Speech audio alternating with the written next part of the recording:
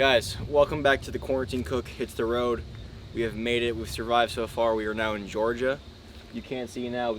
We're on a beautiful, we made it to the top of a mountain. We wound up these roads in a state park. It's gorgeous. The sun was setting as we came up. Look at that. Wow.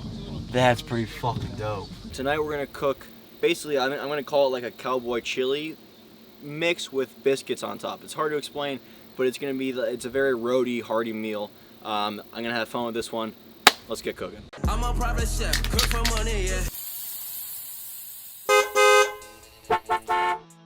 Alright guys, so we've been on the road now, I think, what, 2 days, Jack? 3 days? I don't know. We've been through 5 states. We hit Wisconsin, Illinois, both of them, Indiana, Tennessee, Georgia, Kentucky. So 6 states total.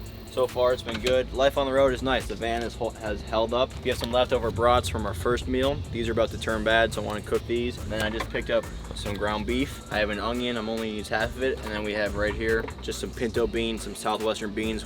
You don't even need a can opener, just pop that right off. We have some nice biscuits here, just like your standard Pillsbury bake-away biscuits. I'm just gonna chop everything up, get it sauteing, get this thing on, preheat that shit. Oh, we still have gas, that is huge. It's always in the back of my head that if this little gas thing runs out, we're fucked.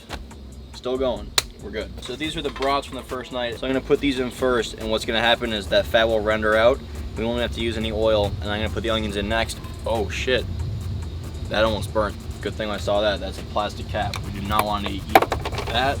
All right, so that sausage is just gonna go right into our pan. And then I have an onion here. I'm just gonna do a simple dice on this. Beautiful. So then we can go right in there with our ground beef. And boys, we're gonna be eating a hearty dinner tonight. All right, so ground beef goes in. Oh no! Oh, we lost the light. The main light went out.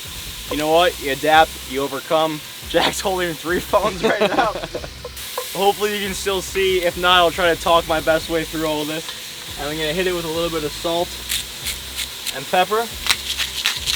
And again, that all-purpose seasoning that I brought with me, it's really coming in handy. We're not gonna go crazy with it because I don't want it to take over and overpower the dish. Just like a teaspoon. Okay, so once the meat is almost all the way brown, again, especially with these one-pan recipes or these one-pan dishes, what you want to be careful about is not waiting too long and being like, oh, I have to make sure everything is cooked before I add the next thing, because what happens is then your first thing you put in, by the time you put your last ingredient in, that's been overcooked. So you have to play with that. You have to kind of try to time it out. It takes a little bit more of just kind of not even skill, but just feeling, and as you cook more, you develop that sense of all right, this is almost going to turn, let's put something else in. And then the final thing I'm going to add before our biscuits is the beans. I just have pinto beans. I decided against black beans. Black beans is a little more gas. We're sharing a tent. Pinto it is. I love pinto. I love all kinds of beans. But yeah, I don't know. I like pinto beans. What am I even trying to say? Juice and everything. We're going to put that in because we're basically, this is, I guess you could call it a chili. It doesn't have all the spices and the powder in there, and it's not going to simmer as long. But the bare roots of this dish, it is very chili-ish. You have your meat, you have your beans, you have a little bit of vegetable. But then on top, we're going to put our biscuits, and that's what's going to make this kind of like a unique dish.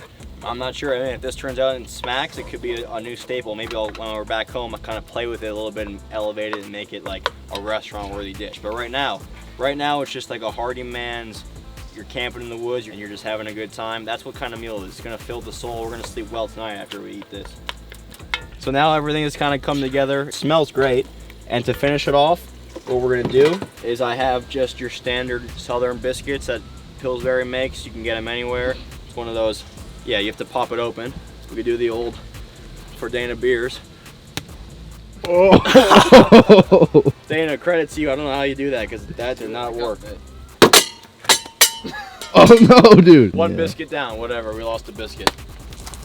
The rest, thank God there's only 3 of us. We're just going to layer the biscuits on top. Biscuits are just going to kind of make like a crust.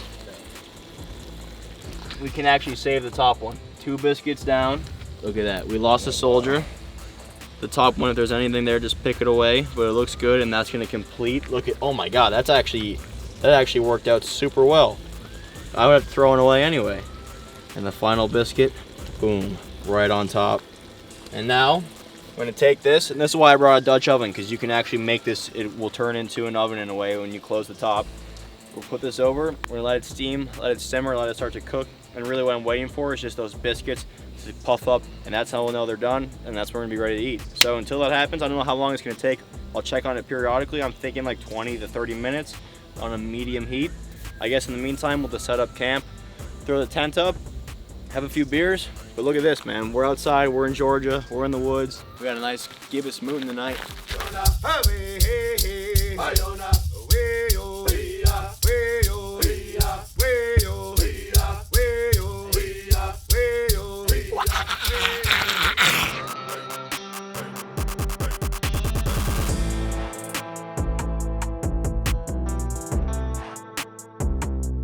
Oh my God, look at this beetle. Look at this fucking beetle. Eat it? No, I ate a beetle last night. Dude, that thing's covered in pollen. And it has horns on it. I don't know. I was trying to figure that out. I have no idea how my finger got blue. A lot of mysteries tonight. Ooh. We've set up a camp. We've played with beetles. It's been about 30 minutes. Let's check here on what we got going on. All right, and that's actually like pretty much what I expected to see. These biscuits aren't gonna get crispy on top like you would in an oven because it doesn't have that like direct heat. It doesn't have that direct heat going on. There's nothing that's going to give it that flakiness. It's kind of steaming. There's steam coming up. There's no raw dough anymore, which is all I really wanted.